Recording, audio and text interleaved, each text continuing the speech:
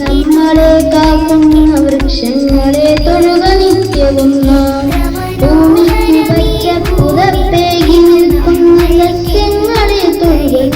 മണ്ണ് ആവശ്യമാണ്. പുഴയിലെങ്ങാനും ഉണ്ടായി കഴിഞ്ഞാൽ വെള്ളം ശേഖരിക്കാൻ പറ്റില്ല. പക്ഷെ മണ്ണ് എന്തോളാൻ പറഞ്ഞിട്ട് ആ പുഴയിൽ മണ്ണില്ലാതെ സംഭവിക്കാം.